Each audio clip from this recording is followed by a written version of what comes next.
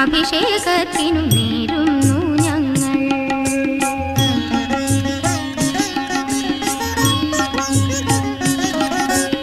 അരളി പിച്ചി ചേമന്തി നവപാരിജാതം മൂക്കുറ്റി പൂവുകളകിലം അഭിഷേകത്തിനു നേരുന്നു ഞങ്ങൾ.